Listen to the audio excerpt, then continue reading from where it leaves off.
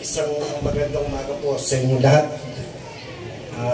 Ako po si Resty Tabiraw, lahing Bicolano. Ang ama Tagalog po ang aking na. Dati na po kami magkasama ni Pastor tungkol sa San Ildefonso.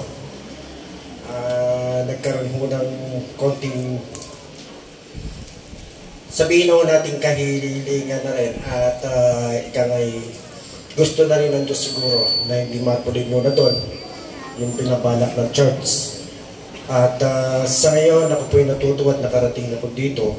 Matagal na po akong nagbabala, pero hindi ko malaman bakit po ako hindi natutuloy. Siguro hindi pa oras. At salamat at muli nandiyan si Pastor at binuksan yung aking cellphone. Siya yung nagbukas ng cellphone ko at nagkausap kami muli. At sa ngayon na meron 3 araw na kami halos magkasama muli. Kaya pa rin nagpapasalamat doon at nagbigay din ako ng sama, ika nga po ay nahingilig tuloy ako.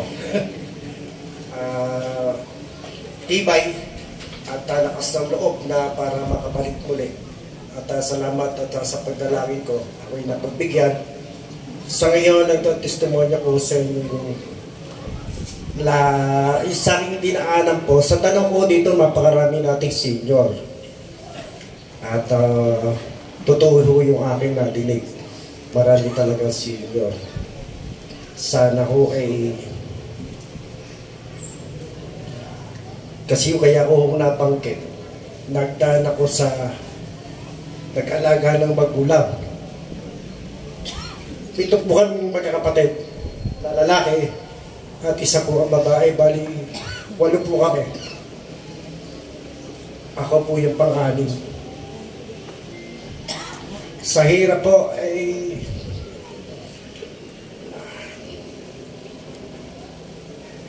siyempre, hindi mo makapagtatrabaho, may pamilya din naman ako. Pero mas pinili kong alagaan yung nanay ko. Sa kabila nung minsan wala akong makitang tulong ng aking mga kapatid. Nag-aalaga ako ng magulang nagtatrabaho. Sa tanghali, pinapakain ko. Sa umaga bago umalis. Sa hapon yung ko na. Kaya isa po yun na pinagpapasalamat ko. Sabihin ng napagod, nahirapan, sumamalo. Pero iba po yung pakiramdam ng alagaan yung magulang. Sakali siya mawala, iba po yung pakiramdam. Hindi ko kagaya ng matakas na iyak na pinipilit pagandingin, pagandahin, magmapuri, kailang wala na. At ako po yung nagpapasalamat kahit na sa ganun bagay, hindi ko man naibigay na sa kanya sa ngayon yung kanyang kagustuhan na pagandahin yung kanyang nicho. Wala po kasi ako noon. Yung iba po siguro ng kapatid, baka meron, sila na yung bahala para doon. Ang sa akin po yung ginawa ko, yung kanyang nararamdaman, yung kanyang pangangailangan. Kung siya nabubuhay. At yun yung itumanig sa aking dibdib. Ang sama ng loob. Iba po kung magsama ng loob. Patay na ang tao. Durog-durog na hagwat pati laman ng puto. Hindi ko pinakalimutan ay sama ng loob. Sa mga ilang panahon na wala ko yun, bumalik ako sa normal. Nagpapasalamat ako sa akin, Pastor, at sa Diyos, na bago po yun. Naging mapag-unawa ako ng tao na nagkakasala sa akin. Hinihiling kong siya'y mapabuti. Ang mga tambuhay, huwag magkasakit. yung po ang nagiging kapalit sa kanila sa ngayon. Nung nakaraan, nung kami pa yung nagkahiwalay na naman ni Pastor, muli po bumalik yun. Sobra mo talaga ako magsama loob sa tao. Sabi ko, patay na. Pero namamatay ko talaga. Yun mo talaga totoo. Para kung may sumpa yung bibig ko. Pero ang pagdarasal ko naman sa tao na sinasama ko na loob, ay humaba ang buhay. Ang pinagtataka ko, ilang panahon lang namamatay.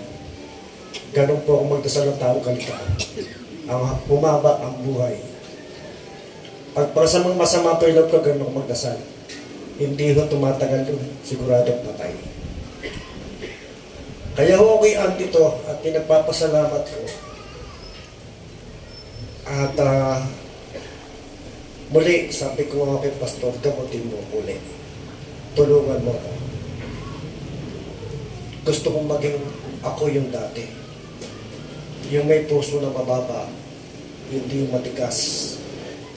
Hindi yung mayabang. Totoo, dumating ako rito at ay ng yabang ko.